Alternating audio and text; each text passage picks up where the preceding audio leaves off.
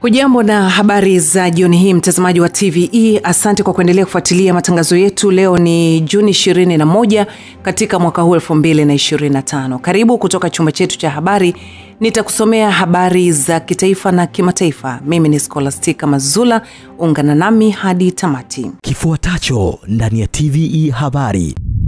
Katika kuelekea uchaguzi mkuu, Rais Dr. Samia wataka waganga wa kienyeji kuachana na ramli chonganishi. Rais mstaafu Dr. Kikwete asisitiza kwamba uchaguzi si wakati wa chuki bali ni wakati wa uzalendo. Na katika habari za kimataifa, nchi za Kiislamu zajadili mzozo kati ya Israeli na Iran.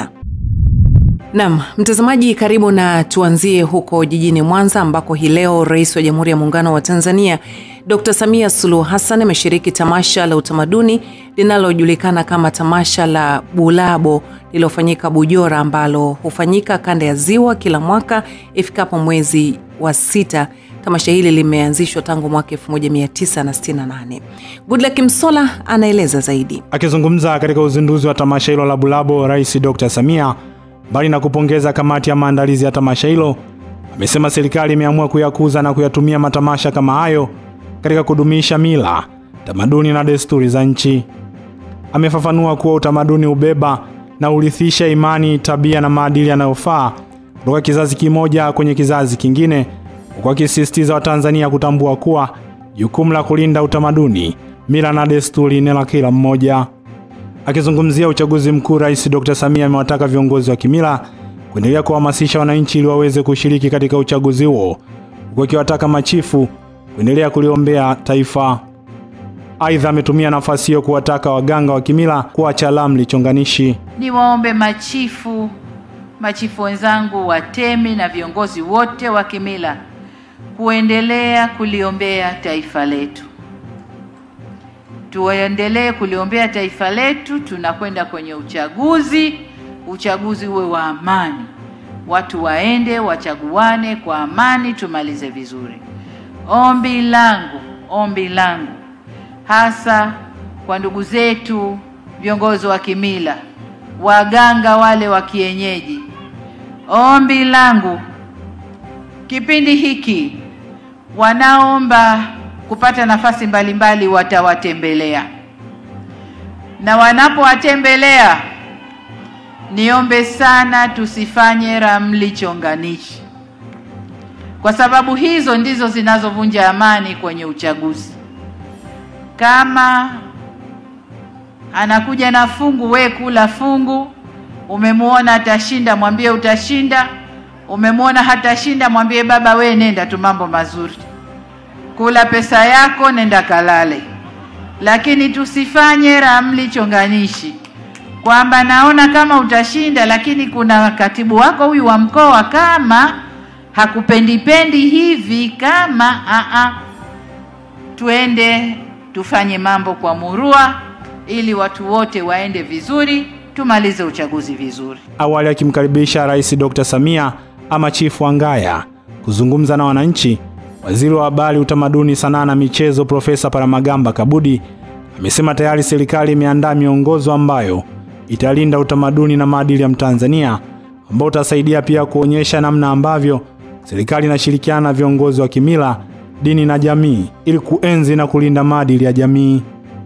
Aidha, Waziri Kabudi amesema serikali imejiridhisha na utaratibu na uendeshaji wa sherehe za utamaduni za Bulabo ambazo zimekuwepo kwa miongo kadhaa na zimekuwa chachu na mfano wa kuigwa wa kutunza mila, desturi na maadili, zikiwa zimefungamanishwa na sherehe za Ekaristi Takatifu kwa Kanisa Katoliki, ikiwa ina maana ya utamadunisho. Rais mstaafu wa Jamhuri ya Muungano wa Tanzania katika serikali ya awamu ya 4 Dr. Jakaya Mrisho Kikwete amesema kipindi cha uchaguzi sio kipindi cha makundi kushambuliana, kunyosheana vidole au kupandikizana chuki, bali ni fursa ya kuonesha uzalendo wa kweli na kuiaminisha dunia kwamba Watanzania wanaweza kufanya uchaguzi huru, wa amani na wa haki. Zaidi tuungane na mwanahabari wetu Rachel Chacha. Ametoa kauli hiyo wakati akifungua rasmi kongamano la kitaifa la sheria lililoandaliwa na chama cha mawakili wa serikali lenye kauli mbiu isemayo demokrasia kwa vitendo, sheria, uwajibikaji na uchaguzi mkuu mwaka 2025, ambapo amesema kauli mbiu hiyo inaendana kikamilifu na wakati wa sasa ambapo nchi inaelekea katika uchaguzi mkuu Oktoba mwaka huu. Dr. Kikwete amesisitiza kuwa serikali, wadau wa uchaguzi na wananchi kwa ujumla hawapaswi kuruhusu tofauti za kisiasa kugeuka chanzo cha kuvuruga mshikamano wa kitaifa, huku akisisitiza juu ya umuhimu wa kulinda amani ambayo nchi imejenga kwa miongo kadhaa. Aidha, amezihimiza taasisi zinazohusika na uchaguzi ikiwemo Tume Huru ya Taifa ya Uchaguzi INEC kuendelea kutekeleza majukumu yake kwa weledi, uwazi na kwa kuzingatia misingi ya haki ili kuhakikisha uchaguzi unakuwa huru na wa kuaminika, na kuvitaka vyama vya siasa kushindana kwa hoja, sio kwa kejeli, matusi, vitisho ama mafarakano. Tunapojumuika hapa siku ya leo, ni imani yangu kuwa pamoja na mambo mengine mtapata muda wa kuyachambua kwa kina maboresho haya makubwa yaliyofanyika kwa lengo la kuimarisha mchakato na mfumo wa uchaguzi hapa nchini. Kwa bahati nzuri, sheria hizo kwa sasa zimeandikwa kwa lugha ya Kiswahili. Maana zamani zilikuwa zimeandikwa kwa Kimombo tu. Sasa kama na unaambiwa kwamba kutokuijua sheria si utetezi, lakini sheria yenyewe iliandikwa Kiingereza. Wende kama kwa watani zangu Wasukuma kule kwa Jaji Mihayo kule. Sasa unampigia unaambia sheria imesemaje? Yeah, here in after therefore. Sukuma na kwamba yaya iti unasemaje? Sasa lakini sasa zimeandikwa kwa Kiswahili, kwa hiyo mtu yote anaweza kuaccess, anaweza kuzisoma akazielewa hizo sheria. Na kwa hiyo kwa kweli sasa ukimwambia kwamba kutokuijua sheria si utetezi, ni kwamba imeandikwa kwa Kiswahili na kwa hiyo anatakiwa na yeye kuzisoma. Kwa upande wake, mwanasheria mkuu wa serikali Johari Hamza amesema kongamano hilo itatumika kama jukwaa la kitaaluma na kijamii kujadili mada 4 kuu, ikiwemo maboresho ya sheria za uchaguzi, masuala ya amani na utulivu wakati wa uchaguzi, nafasi ya vyombo vya dola pamoja na mifumo ya kushughulikia migogoro ya kisiasa. Sasa tunaelekea katika uchaguzi na kumekuwa na mambo mbalimbali yanayoendelea. Tuliona ni muhimu tufanye kongamano hili ili kuweka mambo mengi yawe sawa na wananchi waweze kuelewa vizuri, hasa katika mabadiliko na sheria mbalimbali ambayo tumeyafanya. Ukweli ni kwamba mabadiliko ya mfumo wa kisheria, hasa yale ambayo tuliyafanya mwaka 2024 ambapo Bunge la Jamhuri ya Muungano wa Tanzania lilitunga sheria 2 muhimu, ambazo kwanza sheria ya uchaguzi wa rais, wa bunge na madiwani namba 1 ya mwaka huu 2024, lakini na sheria ya Tume Huru ya Taifa ya Uchaguzi namba 2 ya mwaka 2024. Lakini kwa nini tulifanya mabadiliko yale? Tulifanya mabadiliko yale kwa sababu kulikuwa na wito, na wito huu wa kufanya mabadiliko au reforms ulitoka kwa vyama vya siasa.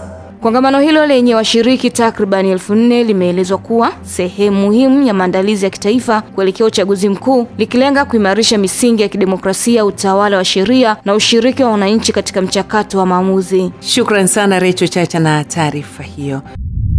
Kwingineko, mabaraza ya habari barani Afrika, mtazamaji, anatarajiwa kukutana nchini Tanzania kwa ajili ya mkutano wa kimataifa wa mabaraza hayo utakaofanyika kwa siku 3, huku Rais wa Tanzania Dr. Samia Suluhu Hassan akitarajiwa kufungua mkutano huo na Rais wa Zanzibar ambaye ni mwenyekiti wa Baraza la Mapinduzi akishiriki mkutano huo kama mgeni mwalikwa. Tupate undani wa taarifa hiyo na Goodluck Msola. Akizungumza na wanahabari jijini Dar es Salaam, katibu mtendaji wa Baraza la Habari nchini MCT Ernest Sungula amesema mkutano huo utahusisha mabaraza ya habari kutoka nchi mbalimbali barani Afrika, ambapo umelenga kujadili masuala matatu na ukitarajiwa kuanza Julai 14 hadi 17 ndani ya jiji la Arusha.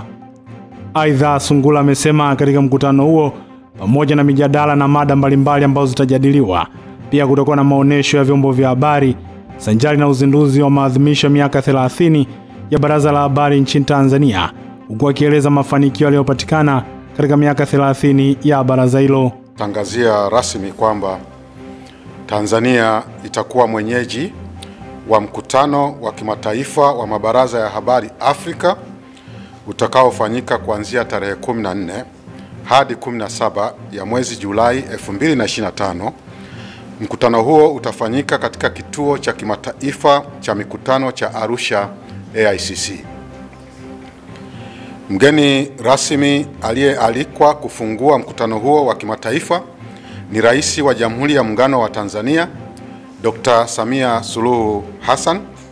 Aidha, Rais wa Zanzibar Dr. Hussein Ali Mwinyi amealikwa Rais Dr. Hussein Ali Mwinyi na mwenyekiti wa Baraza la Mapinduzi amealikwa kushiriki kwa nafasi ya mgeni maalum wa mkutano huo kushuhudia tuzo mahususi za miaka 30 ya Baraza la Habari Tanzania. Katika hatua nyingine, Sungula amezungumzia mabadiliko ya sheria ya habari ndani ya nchi ya Tanzania ambayo yamepelekea baadhi ya vitu kufanyiwa marekebisho, ikiwemo kuundwa kwa bodi ya ithibati, ambapo amesema baraza hilo kwa sasa linatarajiwa kufanya utafiti maalum na kuja na matokeo hayo baada ya miezi miwili juu ya mabadiliko ya sheria hiyo. Hadidu rejea zetu zina mambo mengi, ziko informed na mabadiliko ya kisheria, ziko informed na mambo ya sera ya habari ya mwaka 2003 ambayo inatakiwa ifanywe mabadiliko, ziko informed na ile tume ambayo niseme iliundwa ya kuangalia uchumi wa vyombo vya habari, ziko informed na tathmini ya miaka 30 ya kazi za Baraza la Habari Tanzania. Sasa hiyo yote ndio imetengeneza hadidu rejea. Na maana yake ukizungumzia miaka 30 ya Baraza la Habari Tanzania, ndani yake ndio ilianza sheria ya mwaka 2016 ya Media Services Act na kuweka instrument zile 3, mojawapo ikiwa ni hiyo ya bodi ya ithibati, Baraza Huru la Habari na mfuko wa vyombo vya habari. Sasa hizo hadidu rejea ziko informed na hayo yote. Na kwa maana hiyo yote yatazingatiwa katika utafiti, lakini tunapenda tuzungumze baada ya kufanya utafiti. Asante sana Goodluck Msolla kwa taarifa hiyo. Viongozi wa vyama vya ushirika kutoka mikoa 8 ya uzalishaji wa zao la pamba nchini wametakiwa kufuata miongozo, kanuni na sera za maendeleo ya vyama vya ushirika ili kuleta tija, kuongeza uzalishaji na kuimarisha uwekezaji wa mali za ushirika. Mwamvita Mkondo ameandaa taarifa zaidi kutoka mkoani Shinyanga. Hayo yamebainishwa kwenye mafunzo yaliyoandaliwa kupitia mradi wa pamoja wa vyama vya ushirika Pamba Tanzania kwa viongozi wapya wa bodi ya uongozi wa vyama vikuu vya ushirika wa pamba nchini TANCOPS. Yamehudhuriwa na viongozi kutoka mikoa ya Mwanza, Shinyanga, Simiu, Mara, Singida, Katavi, Geita na Tabora kwa lengo la kuwajengea uelewa kuhusu wajibu na maadili ya uongozi. Mwezeshaji wa mafunzo hayo kutoka Taasisi ya Elimu ya Ushirika na Biashara Chuo Kikuu cha Ushirika Moshi, Pauline Paul, amesema dhamira ya mafunzo hayo ni kuwakumbusha wajibu na miiko ya uongozi kwa maslahi ya vyama vyao. Kila siku waweze kuhakikisha kwamba wanafuata hayo maadili ya uongozi. Lakini tumewaeleza hata miiko ili wawe watendaji wazuri, wajue miiko ya uongozi kwamba kiongozi atakiwa kuwa na tabia fulani fulani, kiongozi atakiwa kuwa na vitu fulani fulani. Kwa hiyo hayo yote tumeweza kuwaeleza hili wanapoenda katika swala zima la utendaji kazi katika vyama vyao vya ushirika au katika chama kikuu cha joint venture ya walima pamba kutoka mikoa 8, basi angalau waweze kuenenda katika maadili na miiko ya uongozi. Kufuata kanuni, utakiuka mikataba, utapelekwa mahakamani, utapigwa faini, hasara kwa nini? Wa taasisi. Lakini kuimarisha uwekezaji wa mali katika mali za ushirika sio kupiga magoti kwa wadau mbalimbali, ni kushirikiana na wadau mbalimbali kwa mujibu wa kama sera inavyosema. Unapokwenda unakwenda kama chombo huru unakwenda kujadiliana kwa maslahi ya taasisi yako. Nao baadhi ya viongozi wapya wa bodi ya uongozi TANCOPS kupitia mradi wa pamoja wa vyama vya pamba Tanzania wamesema changamoto nyingi za uendeshaji wa vyama hivyo zimekuwa zikisababishwa na ukosefu wa elimu kwa viongozi, hivyo kushindwa kufuata misingi na sheria za ushirika. Kama jinsi ambavyo tunafahamu kwamba kuna changamoto kubwa ya elimu ndogo ya namna ya kuendesha vyama vya ushirika kutoka kwa viongozi. Sasa kwa kupata elimu hii itatusaidia namna ya kuweza kutekeleza majukumu yetu ipasavyo. Na ni elimu ambayo imetubungua bongo na kuona namna gani sasa tunaweza tukafanya shughuli zetu kwa kuzingatia zile sheria na taratibu pamoja na ile sheria namba 6 ya mwaka 2013 ya ushirika. Unapofanya majukumu yako kwa kutegemea kwa kuzingatia zile sheria, taratibu na kanuni, basi utakuwa unatimiza wajibu wako bila kuingia kwenye mgongano mwingine ama kukiuka sheria. Uwepo wa mafunzo haya umefanyika kuwa chachu kubwa sana katika mifumo yote ya uongozi, kuanzia kule tunakoanzia kwenye vyama vyetu vya msingi, lakini pia hata katika kukiongoza chama chetu cha TANCOP.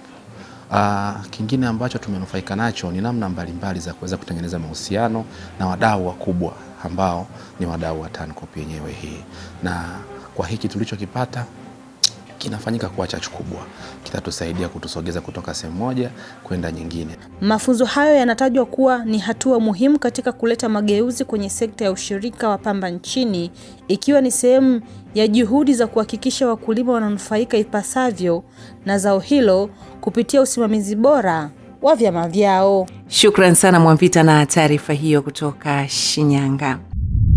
Serikali, mtazamaji, kupitia wakala ya barabara nchini TANROADS imetenga kiasi cha shilingi bilioni 110.77 kwa ajili ya utekelezaji wa mradi wa ujenzi wa barabara ya Likuyufusi Mkenda kwa kiwango cha lami yenye urefu wa kilomita 124 itakayounganisha nchi ya Tanzania na Msumbiji kupitia mpaka wa Mkenda uliopo wilayani Songea huko mkoani Ruvuma.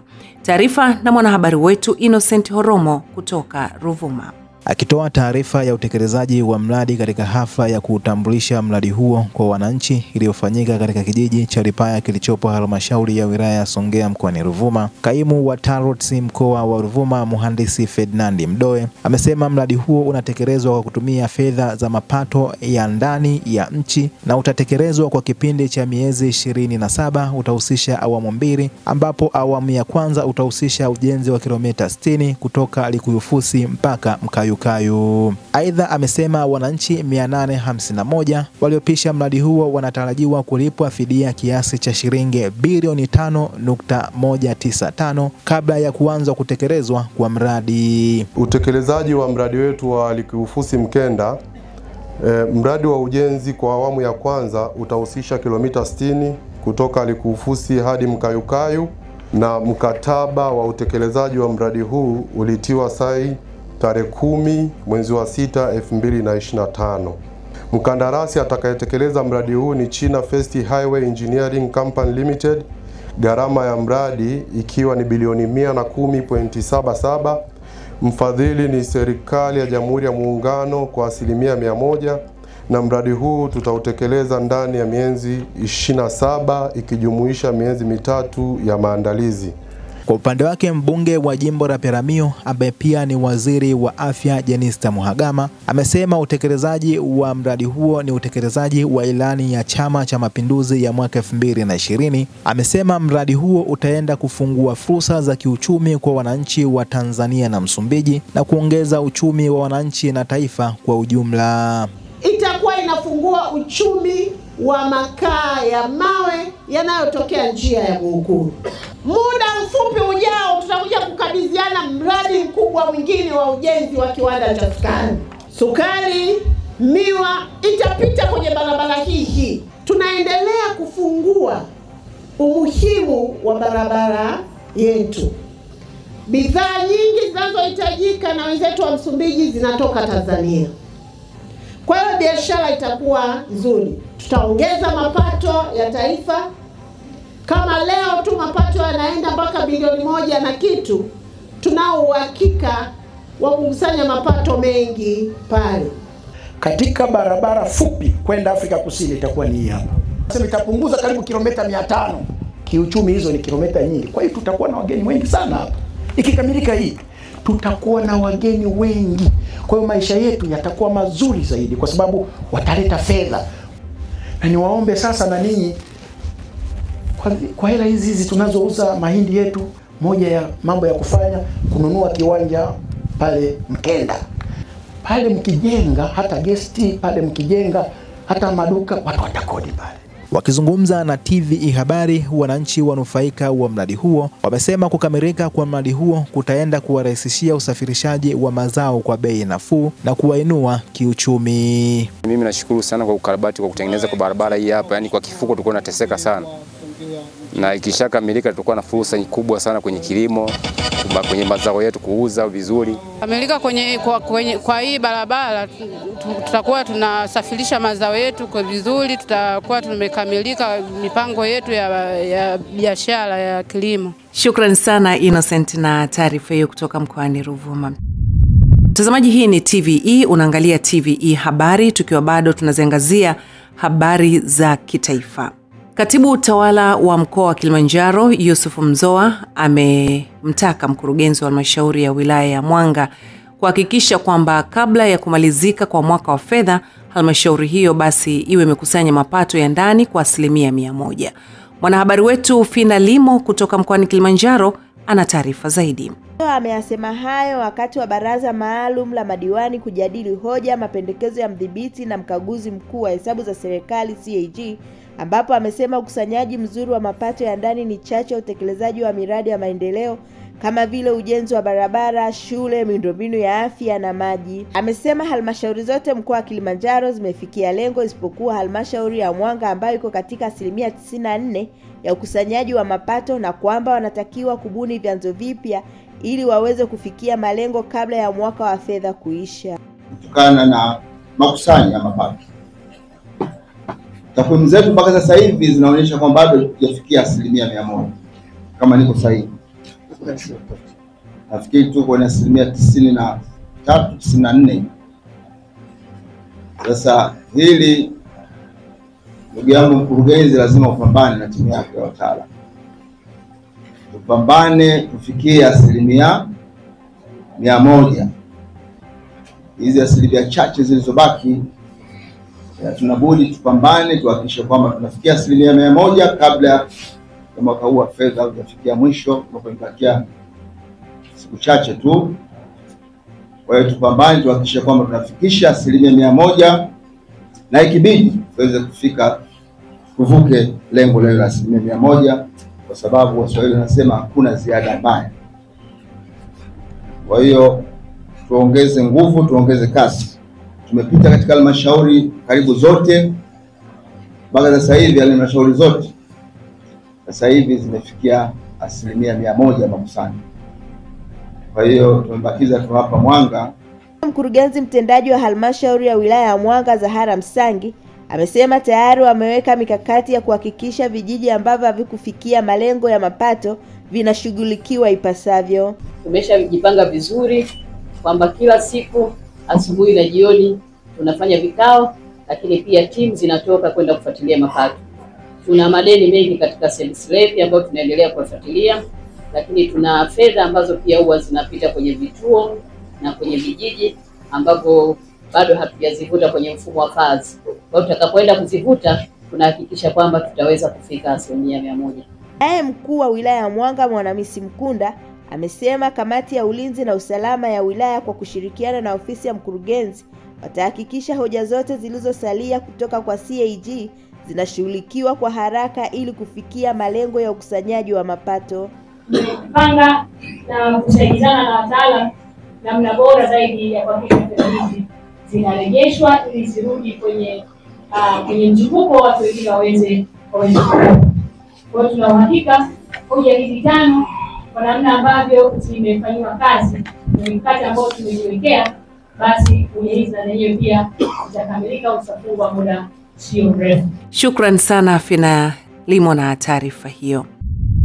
Wakati dunia ya mtazamaji ikiwa inaadhimisha siku ya kimataifa ya uendeshaji pikipiki maarufu kama bodaboda, Tanzania, madereva bodaboda kutoka wilaya ya Kinondoni wameadhimisha siku hiyo, huku serikali ikilitaka kundi hilo kuendesha na kuendelea kuzingatia sheria za usalama barabarani kutokana na ongezeko kubwa la ajali za barabarani hasa zinazotokana na pikipiki.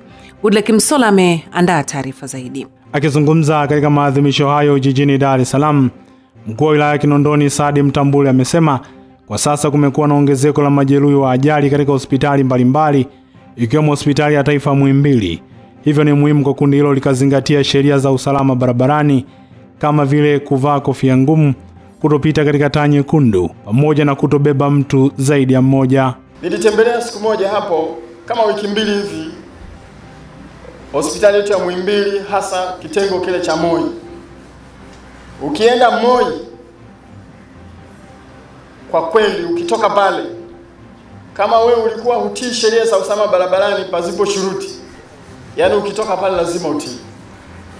Ukienda wale wenzetu ambao wako ICU, idadi haielezeki.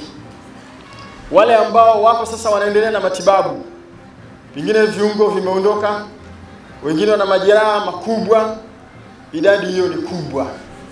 Na tafsiri yake ni kwamba bado tuna kazi ya kuhamasishana, ya kuelimishana na ya kukumbushana juu ya utii wa sheria pasipo shuruti tunapokuwa kwenye barabara. Kwa upande wake, kaimu kamanda wa polisi kikosi cha usalama barabarani mkoa wa kipolisi wa Kinondoni ACP Julius Mangule amesema madereva wa pikipiki na bajaji wamekuwa ndo vinara wa uvunjifu wa sheria za usalama barabarani, huku kwa upande wa afisa maendeleo ya jamii kutoka manispaa ya Kinondoni Bi Margaret Mangasa akieleza hatua ambayo serikali ya wilaya ya Kinondoni imekuwa ikichukua katika kusaidia kundi hilo. Makosa ambayo sasa hivi yanaonekana kwa wingi hasa ya pikipiki, kutoheshimu taa, wanapita taa nyekundu, kutoheshimu vivuko vya kutembea kwa miguu, lakini pia makosa ya magari kutanua, tunaita kutanua kwa lugha ya mjini hapa, kutengeneza laini ya pili na ya tatu, wanakuwa wanatengeneza foleni pasipo sababu. Hao ndio makosa ambayo sasa hivi tunapambana nayo kwa nguvu kubwa, na yale magari ambayo ni mabovu au vyombo vya moto ambavyo ni vibovu, tuko kwenye operation hiyo. Na sasa hivi tuna operation kali ambayo tunaendelea nayo. Yeyote ambaye atakuwa anajiingiza kwenye matatizo kama hayo, hatutakuwa tunamwacha, lazima tuchukue hatua. Sisi kila mwaka serikali inatenga fedha ya mapato ya ndani ya 10%. Na mpaka sasa hivi vijana wameshakopeshwa zaidi ya bilioni 8. Na mikopo hiyo inatoka kwenye vyombo. Naye mwenyekiti wa madereva wa pikipiki na bajaji nchini Tanzania, Saidi Chanje, pamoja na baadhi ya madereva wa bodaboda wameshukuru serikali kwa kuwasaidia kutatua changamoto zinazowakabili. Wilaya ya Kinondoni hadi sasa inakadiriwa kuwa na madereva wa bajaji na bodaboda zaidi ya 60,000. Taasisi ya utafiti wa kilimo Tanzania TARI Uyole imegundua aina 6 za mbegu mpya za maharage zenye uwezo wa kuhimili magonjwa pamoja na kutoa mazao mengi, ikiwa ni pamoja na kuvumilia mabadiliko ya tabia nchi ambazo zinatarajiwa kuwafikia wakulima kuanzia msimu ujao wa kilimo. Taarifa Daniel Smelta kutoka Mbeya inafafanua zaidi. Mtafiti wa maharage kutoka taasisi ya utafiti wa kilimo nchini TARI kituo cha Uyole, Renfred Maganga, ameeleza namna mbegu hizo zitakavyoleta tija kwenye mavuno. Kupitia mradi wa Accelerate tumeweza kulima aina 6 za mbegu mpya za maharage ambazo ni kuna Taribin namba 1, kuna Taribin namba 6, Taribin namba 7, Taribin namba 8, lakini pia kuna Uyole 16 na Uyole 18. Kwa ujumla tumelima ekari 22 ambazo tunategemea kupata tani zaidi ya 10 kwenye hizi mbegu zote ambazo nimezitaja. Kwa mwaka huu niwahakikishie tu wakulima kwamba tutakuwa na mbegu mpya ambazo zinachochewa au tunazichochea kupitia huu mradi wa Accelerate. Kwa upande wake mkurugenzi wa TARI Uyole Daktari Dennis Tipe ameeleza ubora wa mbegu hizo. Kati ya hizo mbegu kuna mbegu ambazo zinakinzana na magonjwa ya mizizi ambayo tunaita root rot, na niwahakikishie wakulima kwamba pia hizo mbegu kuanzia mwaka huu zitaanza kupatikana kituoni hapa kuanzia mwezi wa 8, mwezi wa 9 na kuendelea.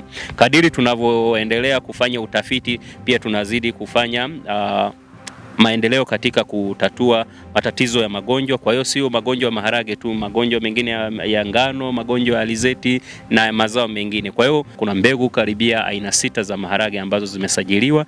Nao baadhi ya wakulima wa maharage mkoani Mbeya wameiomba serikali kuwafikishia mbegu hizo kwa wakati ili waweze kuzilima kwa muda sahihi. Tunaomba serikali itusaidie kutuletea hizo mbegu, sisi kama wakulima tuweze kuzifanyia kazi na kuzitendea kazi pia na kujaribisha katika kilimo chetu, ili baadaye kama itakuwa mbegu iliyokuwa bora basi iweze kutuletea mafanikio katika kilimo chetu. Tulikuwa tunaomba serikali, kwa sababu imetafiti mbegu mpya, tulikuwa tunaomba iweze kutufikishia kwa haraka ili tuweze kupata mazao yaliyo bora, tuvune mazao yaliyo bora ili tuweze kukizi kulea familia zetu. Asante Daniel na taarifa hiyo kutoka mkoani Mbeya. Mtazamaji, tuelekee huko Tabora ambako mkuu wa wilaya ya Kaliua mkoani humo Dr. Gerard Mongela ameviagiza vyombo vya ulinzi na usalama wilayani humo kuongeza nguvu ya kuwasaka popote pale walipo watu wote waliohusika na mauaji ya mtendaji aliyekuwa akihudumu katika kijiji cha Mwanduti, kata ya Mwongozo, Paul Edward Madinda, ambaye alivamiwa na kuuawa kikatili kwa kukatwa na mapanga sehemu mbalimbali za mwili wake na kusababisha umauti. Taarifa ya mwanahabari wetu Joseph Ndau kutoka Tabora, mtazamaji, inaeleza kwamba kwa mujibu wa diwani wa kata ya Mwongozo Isaac Kasonso, mnamo tarehe 11 Juni mwaka huu marehemu Paul Edward Madinda akiwa njiani anarejea nyumbani kwake akitokea kutekeleza majukumu yake ya kiofisi, alivamiwa na watu wasiojulikana na ndipo wakaanza kumshambulia kwa kumkatakata na mapanga sehemu mbalimbali za mwili wake na kumsababishia kifo. Tarehe 11 mwezi wa 6 2025 mtendaji wa kijiji alikuja kwenye shughuli zake za kawaida kwenye ofisi zake huku Mwanduti, ndipo anapofanyia kazi, kwa sababu alikuwa anaishi Mwongozo Center, ila shughuli zake akiwa anafanyia Mwanduti katika kuwajibika na shughuli zake za kawaida za kulijenga taifa. Wakati anarejea nyumbani alikutana na watu wasiojulikana, wakawa wamemjeruhi na kumuua, kumpotezea maisha. Hivyo tukio hilo pale limetokea katika kijiji cha Mwanduti na wananchi kuja kushuhudia tukio hilo na kuonekana kweli limetendeka. Mkuu wa wilaya Kaliua Dr. Gerard Mongela amefika kijiji cha Mwanduti lilipotokea tukio hilo la mauaji ya ofisa wa serikali, ambapo akizungumza na wananchi kwenye mkutano wa hadhara amelani na kukemea vikali mauaji hayo, huku akiviagiza vyombo vya ulinzi wilayani humo kuongeza kasi ya kuwatafuta wale wote waliohusika katika tukio hilo. Sisi pia serikali tumesikitishwa sana na tendo lililofanywa. Sisi pia serikali tunataka kutengeneza mazingira kwa namna yoyote tendo kama hili lisije likajirudia tena.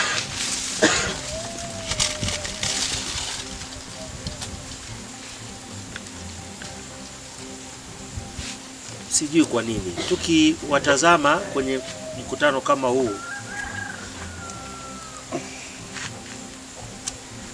wanakijiji wanaonekana ni waungwana sana, lakini ukipata taarifa ya matukio na matendo yanayofanyika hapa ni ya kikatili sana. Kwa kweli msiba uliotukuta wananchi wa Kipendamoyo kwa ujumla umetuhuzunisha mno, kwa sababu kijana wetu alikuwa ni mchapakazi, alikuwa ni mpigania maendeleo, na tumefanya maendeleo naye kwa muda mfupi mpaka sasa hivi tumeshapata msingi wa zahanati kwa mtia yeye mtendaji wa kijiji. Lakini hakuna kituo cha polisi. Kituo cha polisi ni mpaka, yani ni kilomita nyingi mpaka unafika Uliankuru. Unapita almost kata 3-4. Kwa hiyo wakituwekea kituo cha polisi pia itatupa comfortability ya kufanya kazi.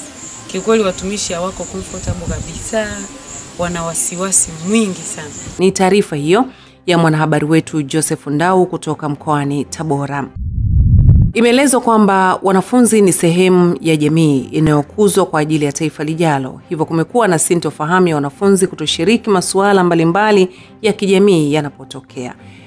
Zaidi tuungane na taarifa ya Amini Nyaungo, mwanahabari wetu kutoka mkoani Singida. Silaha ya ushirikiano ni kushiriki na kujichanganya na jamii inayokuzunguka.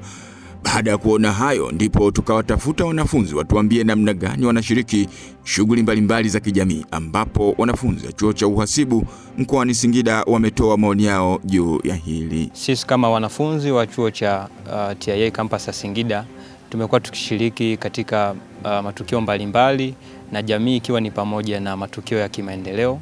Kwa sababu maendeleo ni pamoja na shughuli za ufanyaji wa usafi. Sisi kama wanafunzi tunashirikiana nao, tunasali pamoja,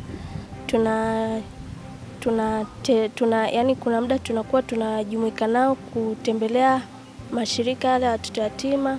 Kwamba mimi ni sehemu ya jamii, na unapofanya vile pia inasaidia wewe kutambulika katika jamii. Hata inapotokea fursa mbalimbali unaweza kufanyaje kushirikiana na mkaweza kusongesha katika gurudumu la maisha na mafanikio na hata kujikwamua. Misiba, lakini pia shughuli zingine za kijamii, mfano uchangiaji wa maendeleo.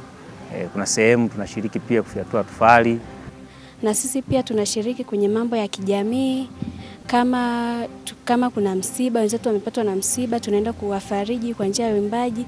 Mwalimu wao ambaye anayesimamia wanafunzi hao juu ya ushiriki wao, yeye anasemaje?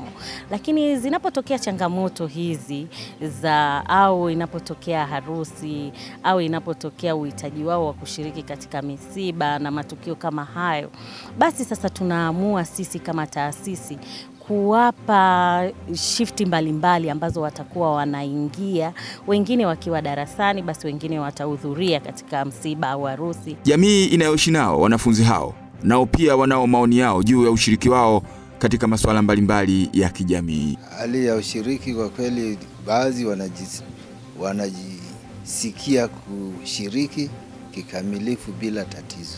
Mimi nafikiria kuhudhuria kwao asilimia ndogo, kwa sababu msiba unapotokea mara nyingi labda wanakuwa kwenye vipindi. Naye mwenyekiti wa mtaa wa Uwanja wa Ndege amejitokeza hadharani kutuambia namna wanavyoshiriki wanafunzi hao. Mimi naitwa Barnabas Mahinya, ni mwenyekiti wa kitongoji cha Uwanja wa Ndege, kata ya Mandewa, manispaa ya Singida hii. Ushiriki wa wanafunzi wanaoishi katika mtaa wangu, tunasaidiana kwa mengi. Ingawa wakati mwingine tukio linaweza kutokea la kifo, wao wako madarasani, lakini kwa kweli tunakwenda nao vizuri. Ili kutengeneza jamii inayojali utu na utulivu, wazazi, walezi na jamii inatakiwa kuwa karibu na watoto wao katika kuwafundisha maadili mema. Shukrani sana Amina taarifa hiyo.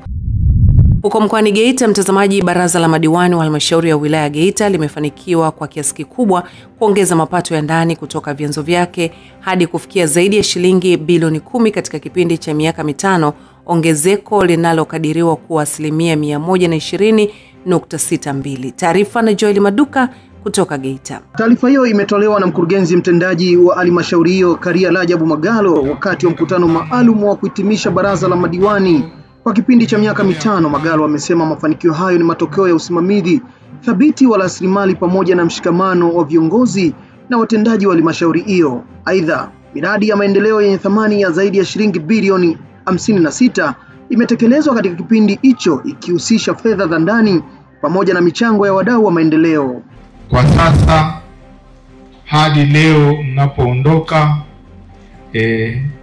mnajivunia uwepo wenu, kwa sababu tayari tumekusanya bilioni 10 na milioni 69,696 ambayo ni sawa na 120.62. Kwa hiyo mnayo kila namna ya kujipongeza kwa hatua hiyo hadi siku ya leo. Kwa upande wake, mwenyekiti wa halmashauri hiyo Dr. Charles Kazungu amesema kuwa hatua kubwa za maendeleo zilizofikiwa ni zao la uongozi bora chini ya Rais wa Jamhuri ya Muungano wa Tanzania Dr. Samia Suluhu Hassan. Kupokea fedha za maendeleo bilioni 59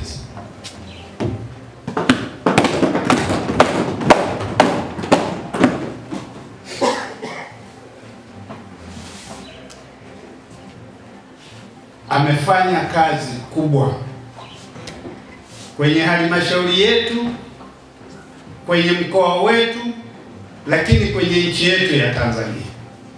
Amefungua fursa za kibiashara kuanzia kwenye halmashauri yetu na taifa kwa ujumla. Na kila sababu ya kumpongeza, tuna kila sababu ya kuendelea kuliimba jina lake kwa sababu ametekeleza. Nao baadhi ya madiwani wa halmashauri hiyo wameelezea namna ambavyo wamefanikiwa miradi mbalimbali kutokana na ushirikiano kati ya watumishi na wao.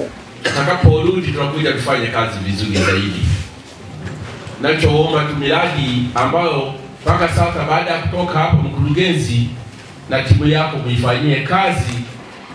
Kama kutakuwa na mapungufu, si tatizo hata kutuuliza, kwa sababu tutakuwa bado tutatoa majibu mazuri katika utendaji wetu wa uongozi katika kipindi cha miaka 5.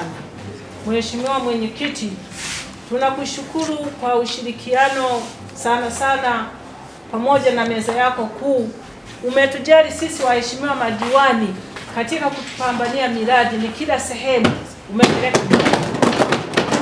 Baraza hilo maalum limehitimisha kipindi cha miaka 5 cha utumishi wa madiwani, huku viongozi na wananchi wakipongeza jitihada zilizofanikisha maendeleo katika sekta mbalimbali ndani ya halmashauri hiyo. Asante sana Joel Maduka na taarifa hiyo kutoka mkoani Geita. Mtazamaji, kundi kubwa la vijana limejitokeza kushiriki mbio za hisani za Youth Marathon zilizofanyika katika fukwe za Coco Beach jijini Dar es Salaam, ikiwa ni sehemu ya kampeni ya kuhamasisha utunzaji wa mazingira na usafi wa maeneo ya wazi, hususan fukwe. Rachel Chacha amefuatilia taarifa hiyo na huu ni undani wake. Mbio hizo zilizoandaliwa na shirika la uhifadhi wa mazingira WWF Tanzania zimeweka mkazo mkubwa kwenye ushiriki wa vijana kutokana na kuwa kundi muhimu katika kulinda na kuhifadhi mazingira ya sasa na yajayo. Akizungumza kwa niaba ya mkurugenzi wa WWF Tanzania, mkuu wa idara ya rasilimali watu wa shirika hilo, Yohana Mpagama, amesema lengo la shirika ni kuunganisha vijana si tu kwa ajili ya mazoezi, bali kuwajengea mwamko wa kufanya usafi katika maeneo wanayoishi na kutambua wajibu wao katika kulinda mazingira. Jambo la kwanza ni elimu. Wanajamii wengi wamekosa elimu juu ya utunzaji wa mazingira na pia kutokuwepo kwa madampo sahihi, madampo mahususi kwa ajili ya kutupia hizo taka. Watu wengi wamekuwa wakitupa taka katika mito, katika mitalo, jambo ambalo linapelekea mito hiyo kuleta hizo taka hapa katika bahari yetu na mwisho wa siku kuingia kwenye fukwe ambako zinaharibu mazalia ya samaki pamoja na ukuaji wa samaki kwa ujumla. Kwa tunaamini tukitoa elimu kwa wanajamii, lakini pia tukiwa na miundombinu mizuri ya kuhifadhi taka, tunaweza kukomesha hii tatizo. Aidha, afisa mazingira wa halmashauri ya jiji la Dar es Salaam, Shabani Manzi, amepongeza mwitikio mkubwa wa vijana, huku akisisitiza kuwa usafi wa fukwe ni sehemu ya ajenda ya jiji la kijani na juhudi hizo zinapaswa kuungwa mkono na kuendelezwa. Hili tumelipokea. Kwa mfano kama bichi hii hapa ya Dengu, hii tumeiweka katika mpango wa DMDP ya pili katika masuala ya solid waste na kuipendezesha hii zaidi. Kwa hiyo vile WWF wanavyosema, basi na sisi ndivyo tunavyoingiza katika mikakati na mipango yetu. Kwa hiyo takriban kama miaka 2 ijayo, hii Dengu ambayo kija sasa hivi utaikuta iko tofauti na hivi sasa hivi unavyoiona. Nao baadhi ya washiriki wameeleza kwamba mbio hizo sio tu zimewapa afya, lakini pia uelewa juu ya umuhimu wa uhifadhi mazingira. Asante sana Rachel Chacha na taarifa hiyo ambayo mtazamaji, hata hivyo inahitimisha habari za kitaifa, habari za nyumbani. Mimi ni Scholastica Mazula. Tunapata mapumziko mafupi. Punde tutakuletea habari za kimataifa. Nikusihi usiondoke, endelea kuwa nasi. Kifuatacho ndani ya TVE habari. Na katika habari za kimataifa, nchi za Kiislamu zajadili mzozo kati ya Israeli na Iran.